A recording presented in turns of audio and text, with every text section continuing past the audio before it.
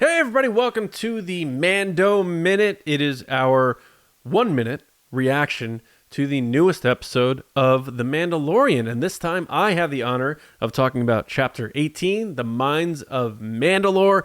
And wow, okay. First of all, for my full thoughts and nuanced opinions, including James and Lacey's and our guest Kevin from Toying Around, tonight, 8:30 East, on our YouTube channel, youtube.com/@theresistance broadcast. You're watching it right now. Subscribe to the channel for our full discussion on the Mando fan show tonight, and also get your next code in the Mando code for our giant giveaway that is going to be happening throughout the course of the season. But my first initial reaction, I'm going to keep this to a minute as much as I possibly can. Chapter 18, like I said, wow. First off, you kick it off with a nice friendly reminder, friendly face in Peli Motto as Mando goes to visit her. You get some Easter eggs as she's talking about Boonta Eve, and you're sort of feeling that overlap that I like to see, where you get prequel stuff mixed in with this post-original trilogy stuff, and I like how that makes it all feel a bit more real. But let's get to the crux of this thing. We're going to Mandalore, and not only that, Bo-Katan has to help Din Djarin figure out what he needs to do, even though she doesn't believe in it. But let's get to this Darksaber thing. I mean, Mando was having a hard time swinging that thing around, and then Bo-Katan gets it. Does that mean she owns it? Is she now the owner?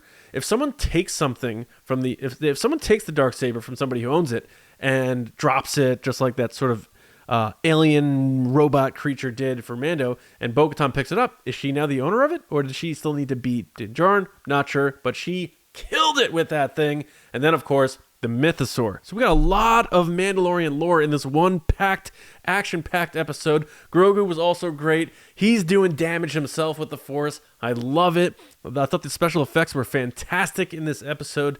I like the fact that we're seeing these ancient stories of the history of Mandalore coming back to the surface, quite literally, in this episode. So I'm so excited to talk about every in and out about this episode. There's a lot to uncover. You're getting my first reaction here. If you liked Chapter 17, you're going to love Chapter 18. I'm sure if you're watching this, you already watched it, but you get what I'm saying. We're on a great path for a great season, and we're already a quarter of the way through it, which is crazy, but it seems like they're setting up a lot. And they tease us that there's going to be a lot of Mandalorians in this show, and you can just tell with everything they're reintroducing to us, including the planet itself, understanding that it is stable and breathable, so that means they're probably going to be going back there, a lot of them. And then you got the Mythosaur, you got more with the Darksaber, Bo-Katan finally having the Darksaber in her possession in live action, Katie Sackhoff, top of her game, amazing.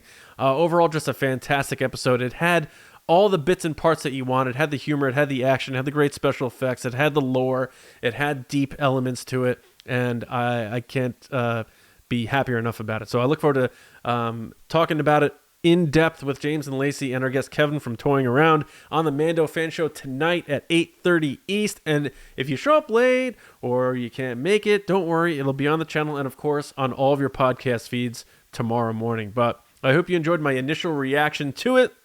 A lot of thoughts, a lot to unpack, and that's going to happen tonight. But I hope you enjoyed this episode of The Mandalorian as much as I do. So thanks for stopping by the Mando Minute. You can find me on Twitter at Johnny Hoey. And of course, like I said tonight on the Mando Fan Show. And until next time, I'll see you around, kids.